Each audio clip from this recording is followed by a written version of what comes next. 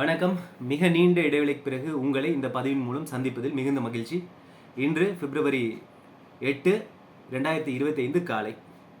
சமீப காலமாக நாம் தமிழர் கட்சியின் ஒருங்கிணைப்பாளர் திரு சீமான் அவர்களுடைய பெரியாருக்கு எதிரான பேச்சு மிகவும் கண்டனத்துக்குரியது.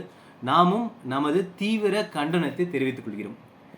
2009க்கு பிறகு எப்போது சீமான் பெரியாருக்கு எதிரான கருத்தியல் தான் அவருடைய சித்தாந்தம் என்று அவர் திசை திரும்பினாரோ அன்று முதற்கொண்டு பெரியாரிய மார்க்சிய சித்தாந்தவாதிகள் ஒரு முறையும் அவர் எழுப்பிய வினாவிற்கான விடையை, சித்தாந்தத்தை, கருத்தியல் முரணை தெரிவித்தாயிற்று. குறிப்பாக இப்போது எழுப்பிய அத்துணை வினாக்களுக்கும் பெரியாரிய மார்க்சிய சித்தாந்தவாதிகள், திராவிட கழகத்தார், குறிப்பாக ஐயா சுபவி, தோழர் திருமுருகன் காந்தி, இயக்குனர் கரு பழனியப்பன், இயக்குனர் அமீர், மருத்துவர் ஷாலினி, ஆலூர் ஷானவாஸ், பல சித்தாந்தவாதிகள் கருத்தியல் முரணை தெரிவித்தாயிற்று. இது மீண்டும் கருத்தியல் முரணுக்கான பதிவு அல்ல. சீமானிடம் நாம் வைக்க விரும்பும் 3 கேள்விகளை எழுப்புவதற்கான பதிவு இது. 3 கேள்விகளை நம்ம சீமான்கிட்ட வைப்போம், பதில் சொல்லுவாருன்னு நினைப்போம். 3 கேள்விகளை வைப்போம். முதல் கேள்வி, ஒருவர் அறியப்பட வேண்டியது அவருடைய திறனாலா, செயலாலா, அல்லது அவர் சார்ந்த சமூகத்தாலா? இது நம்முடைய முதல் கேள்வி. 2வது மற்றும் 3வது கேள்வியை பாரதிதாசனுடைய ஒரு 3 பாடல்களை பார்த்துட்டு அப்புறம் கேட்கலாம்னு நினைக்கிறேன். தமிழ்தாய் வாழ்த்தா பாரதிதாசனுடைய பாடலை வைக்கணும் அப்படின்னு சீமான் சொல்லிட்டு வர்றாரு இல்லையா? இப்போ அவர் இது சார்ந்த கேள்விகளையும் முரணையும் நம்ம இந்த பாரதிதாசனுடைய 3 பாடல்களை பார்த்துட்டு எழுப்புனா சரியா இருக்கும்னு நினைக்கிறேன். பாரதிதாசன் என்ன பண்ணியிருக்கிறாருன்னா, திராவிட நாடுன்ற தலைப்புல கிட்டத்தட்ட 16 பாடல்கள் பாடியிருக்கிறாரு. திராவிட திருப்பாடல் அப்படின்ற தலைப்புல கிட்டத்தட்ட 9 பாடல்கள் பாடியிருக்காரு. இந்த திராவிட நாடுன்ற தலைப்புல 2வது பாடல் என்ன அப்படின்னா, திராவிடன் அப்படின்ற தலைப்பிலேயே அந்த பாடல் இருக்கு. அந்த பாடலை பார்ப்போம். மனவீட்டை திறப்பாய், மனவீட்டை திறப்பாய், சாதி மத கதை உடைத்து மனவீட்டை திறப்பாய், இனமான திராவிடர் பண்பின் எழில்காண உணர்வு விளக்கேற்று மனவீட்டை திறப்பாய், சாதி மத கதை உடைத்து மனவீட்டை திறப்பாய். புனை சுருட்டு குப்பையொன்றோ பழம்புராண வழக்கங்கள் யாவும், புனை சுருட்டு குப்பையொன்றோ பழம்புராண வழக்கங்கள் யாவும், இனிமேலும் விட்டு வைக்காதே எடு துடைப்பத்தை இப்போதே, தனி உலகை ஆண்டனை முன்னால் தன்மானம் வீழ்ந்திடாதே இந்நாள், மனவீட்டை திறப்பாய், சாதி மத கதை உடைத்து மனவீட்டை திறப்பாய். வடநாடு தென்னாட்டை வீழ்த்த செய்த வஞ்சங்கள் சிறிதல்ல தம்பி, வடநாடு தென்னாட்டை வீழ்த்த செய்த வஞ்சங்கள் சிறிதல்ல தம்பி, இடைநாளில் மட்டுமா சென்ற 2000 ஆண்டு பார்த்தார், விடுவாயடா தன்னலத்தை, உன் விடுதலை திராவிடர் விடுதலையில் உண்டு. இது சீமானுக்கு எதிரான பதிவுன்றதுனால இந்த பாரதிதாசன் பாடலுக்கான விளக்கத்தை கொடுக்கல. இந்த விளக்கம் அவருக்கு ஏற்கனவே தெரியும். இப்போ இந்த பாடல்லேருந்து நமக்கு என்ன கிளியரா புரியுது அப்படின்னா, ஒருவர் அறியப்பட வேண்டியது அவர் சார்ந்த சமூகத்தால் அல்ல, அவர் சார்ந்த சாதியால் அல்ல. 2வது பாடல், அது முடியாதுன்ற தலைப்பிலேயே பாரதிதாசன் பாடியிருக்க பாடல். அது எப்படி ஆரம்பிக்குதுன்னா, கோட்டை நாற்காலி இன்றுண்டு நாளை கொண்டு போய் விடுவான் திராவிட காலை. இது வேற சூழல்ல பாடப்பட்ட பாடல் இது. ஆனா இந்த சூழலோட பொருத்தி பார்ப்போம். இன்னைக்கு இடைத்தேர்தல், ஈரோடு இடைத்தேர்தலுக்கான ரிசல்ட்ஸ் வந்துட்டு இருக்கு. இது காலை நேரம். இப்ப நான் எப்படி பார்க்கறேன் அப்படின்னா, இவர்கிட்ட கோட்டை நாற்காலியும் இவரிடம் இல்லை, எந்த திராவிட காலையும் அந்த கோட்டை நாற்காலியை கொண்டு போக வேண்டிய தேவையும் இல்லை. ஏன்னா அந்த பணி உங்கள் வாயாலே சிறப்பாக நடைபெறும்.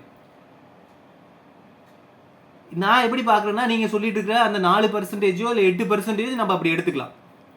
கோட்டை நாற்காலி இன்றுண்டு நாளை கொண்டு போய் விடுவான் திராவிட காலை, கேட்டை விளைவித்து திராவிடர் கொள்கையை கிள்ள நினைப்பது மடமையாம் செய்கை, கோட்டை நாற்காலி இன்றுண்டு நாளை கொண்டு போய் விடுவான் திராவிட காலை, காட்டை அழிப்பது கூடும், அலை கடலை துருப்பது கூடும், மேட்டை அகழ்வது கூடும், விண்ணை அளப்பது கூடும், ஏட்டையும் நூலையும் தடுப்பது கூடும், உரிமை எண்ணத்தை மாற்றுதல் எப்படி கூடும்? கோட்டை நாற்காலி இன்றுண்டு நாளை கொண்டு போய் விடுவான் திராவிட காலை. அடக்குமுறை செய்திடல் முடியும், கொள்கை அழிக்கு முறை எவ்வாறு முடியும்? ஒடுக்கு சிறை காட்டுதல் முடியும், உணர் ஒடுக்குதல் எவ்வாறு முடியும்? திடுக்கிட செய்திடும் உன்னை இத்திராவிடர் எழுச்சியை மாற்றவா முடியும்? இது பாரதிதாசனுடைய அது முடியாதுன்ற தலைப்பில் இருக்கிற பாடல். இப்ப அடுத்த பாடல், மூன்றாவது பாடல், பிரிவு தீதுன்ற தலைப்பில் இருக்கிற பாடல். கேரளம் என்று பிரிப்பதுவும் நாம் கேடுற ஆந்திரம் பீப்பதுவும், கேரளம் என்று பிரிப்பதும் நாம் கேடுற ஆந்திரம் பீப்பதுவும், சேரும் திராவிடர் சேராது அழித்திட செய்திடும் சூழ்ச்சி அண்ணே, அதை கொய்தில் வேண்டும் அண்ணே. கேரளம் என்னல் திராவிடமே ஒரு கேடற்ற ஆந்திரம் அவ்வாறே, கேரளம் என்னல் திராவிடமே ஒரு கேடற்ற ஆந்திரம் அவ்வாறே, கேரளம் ஆந்திரம் சேர்ந்த மொழிகள் திராவிடம் ஆகும் அண்ணே, வேறு இராது எனல் உண்மை அண்ணே. செந்தமிழ் கேரளம் ஆந்திரமும் அவை சேர்ந்திடும் கன்னடம் என்பதுவும், நந்தம் திராவிட நாடனல் அல்லது வந்தவர் நாடாமோ அல்லது வடவர் நாடாமோ, செந்தமிழ் கேரளம் ஆந்திரமும் அவை சேர்ந்திடும் கன்னடம் நம்மொழிகள், அந்த மிகுந்த திராவிடம் அல்லது ஆரிய சொல்லாமோ அவர் வேர் வந்த சொல்லாமோ. அப்ப இந்த பாடல் நமக்கு என்ன குறிப்பா தெரியுது அப்படின்னா, மொழி சார்ந்த பிரிவினைவாதமும் தேவையில்லைன்றது தெரியுது. இப்ப நாம கேட்கிற இரண்டாவது கேள்வி, சீமானிடம் கேட்க வேண்டிய இரண்டாவது கேள்வி என்னன்னா, பாரதிதாசனோட தமிழமுதுவ தமிழ் தாய் வாழ்த்தா வைக்கணும்ன்றீங்க. ஐயா மனோன்மணியம் சுந்தரனாருடைய பாடல்ல திராவிடன்ற ஒரு வார்த்தை இருக்குன்றதுனால பாரதிதாசனோட பாடல தமிழ் தாய் வாழ்த்தா வைக்கணும்ன்றீங்க. நான் ஏற்கனவே சொன்ன மாதிரி திராவிட நாடுன்ற தலைப்புல கிட்டத்தட்ட 16 பாடல்கள் பாடியிருக்கிறாரு. திராவிட திருப்பாடல்ன்ற தலைப்புல கிட்டத்தட்ட 9 பாடல்கள் பாடியிருக்கிறாரு. அப்ப இப்ப இந்த பாடல் உங்களுக்கு தெரியாம போயிடுச்சா? தொண்டு செய்து பழுத்த படம் தூய தாடி மார்பில் விழும் மண்டை சுரப்பை உலகத்திலும் மணக்குகையில் சிறுத்தையிலும் அவர்தான் பெரியார் அப்படின்ற பாடல் மறந்துட்டு அதை செலக்ட் பண்ணிட்டீங்களா? இப்ப ஒரு வார்த்தை இருக்குன்றதுனால இப்ப இசைமுதை தாங்கள் தமிழ்தாய் வாழ்த்தாக ஏற்றுக்கொண்டால் அப்ப பாரதிதாசனை ஏற்றுக்கொண்டதாக அர்த்தம். அப்ப பாரதிதாசனை ஏற்றுக்கொண்டால் பாரதிதாசன் ஏற்றுக்கொண்ட பெரியாரை, பெயரால் தமிழால் பாரதியை ஏற்றுக்கொண்ட பாரதிதாசன் கொண்ட கொள்கையால் வாழ்நாள் முழுதும் பெரியாரை ஏற்றுக்கொண்ட பாரதிதாசனை நீங்கள் ஏற்றுக்கொண்டால் பெரியாரை ஏற்றுக்கொண்டதாக தானே அர்த்தம். இது நம்முடைய இரண்டாவது கேள்வி. மூன்றாவது கேள்வி என்ன அப்படின்னா, சமூக நீதிக்காக போராடுறது யாரு என்ற கேள்வியோடு நீங்களே ஒரு ஆளை சொல்றீங்க.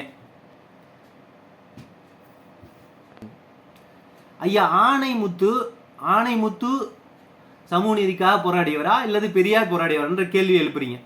ஐயா ஆணைமுத்து பெரியாரிய மார்க்சிய சித்தாந்த வழியில் நின்று சமூக நீதிக்காக போராடியவர். அப்ப ஐயா ஆணைமுத்துவை ஏற்றுக்கொண்டால் பெரியாரை ஏற்றுக்கொண்டதாக தானே அர்த்தம். இந்த 3 கேள்விக்கும் பதில் சொல்வார்னு நினைப்போம். அப்ப நான் முதல் கேள்விக்கே திரும்ப வர, இப்ப இந்த பாடல் மூலியமா என்ன கிளியரா தெரியுது அப்படின்னா, சாதியம் சார்ந்தோ அல்லது மொழி சார்ந்த அரசியல் என்பதோ தேவையா என்ற அடிப்படை கேள்வி நம்மள்ட்ட எழுது. அப்ப நீங்க அரசியல் செய்வதற்கு, இனிமேலும் அரசியல் செய்வதற்கான தேவை ஏதாவது இங்க இருக்கா? இது நம்முடைய பெரிய வினாவா நம்ம முன்னாடி இருக்கு. அப்ப இதுக்கெல்லாம் பதில் சொல்வாருன்னு நினைப்போம். பெரியாரை படித்த யாராலும் ஒருபோதும் பெரியாரை எதிர்க்க முடியாது. பெரியாரை சரியா படித்த யாராலும் ஒருபோதும் பெரியாரை எதிர்க்க முடியாது. பெரியாரை எதிர்க்கும் யாராலும் ஒரு நாளும் பெரியாரை படிக்க முடியாது. தாங்கள் பெரியார் வழியில் நின்று இப்போது அரசியல் செய்கிறீர்கள். அப்ப என்ன கேள்வி எழுதுனா, பெரியாரை நீங்க படித்தது எப்படி படிச்சீங்கன்ற கேள்வி எழுது. அப்ப பெரியார் மீது உங்களால் எறியப்படும் ஒரு கல்லும், பெரியார் மீது உங்களால் தொடுக்கப்படும் ஒரு சொல்லும் தங்களுக்கு தாங்களாகவே வாரி இறைத்து பூசிக்கொள்ளும் சேர் உங்கள் பணி சிறக்கட்டும். நன்றி.